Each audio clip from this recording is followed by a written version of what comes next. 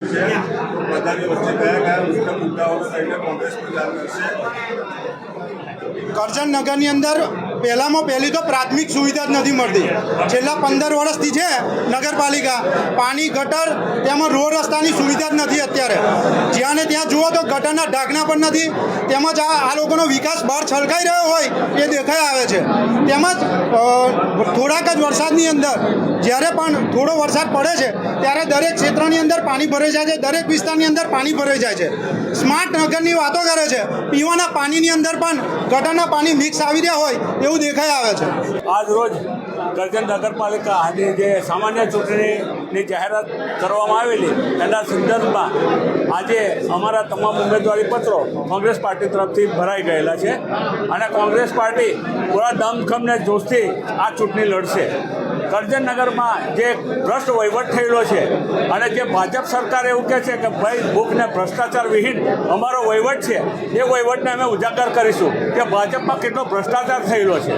આગામી ચૂંટણી કરજણ વિસ્તારમાં જે અત્યારે સડકની સમસ્યાઓ છે, જેવી કે ગટર, પાણી, રસ્તાઓ, દૂષિત પાણી, જે ગટરના પાણીના પીવાના પાણીમાં જે દૂષિત થાય છે, ઘણા વિસ્તારો એવા છે જે સ્લમ છે જેમાં રસ્તા, પાણી અને લાઇટની સુવિધાઓ નથી. અત્યાર સુધીમાં ભાજપના વહીવટ કરતા હોય ફક્ત ભ્રષ્ટાચાર જ કર્યો છે.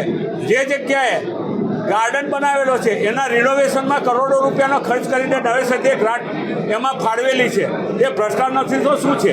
બીજું કે કરજણ વિસ્તારમાં સરકારી જમીનોમાં પણ એવા બાંધકામો થઈ ગયેલા છે કે જેમાં પ્રજાના પૈસા છે, ગ્રાન્ટ છે પણ એ પ્રજાના ટેક્સના પૈસા છે અને એનો દુરુપયોગ થઈને કરોડોનો એ વહીવટ જે થયેલો છે એ ખરેખર ગેરકાયદેસર રીતે છે. જો એની પૂર્ણ અને નિષ્પક્ષ તપાસ કરવામાં આવે તો ઘણા બધા કમ્પાઉન્ડો બહાર આવે એમ છે. સાહેબ, જે લોકોએ અત્યારે કોંગ્રેસમાં જે ચૂંટણી લડી રહ્યા છે અને પક્ષ પલટો કરશે ભવિષ્યમાં, તો એની બાબત શું કરશો?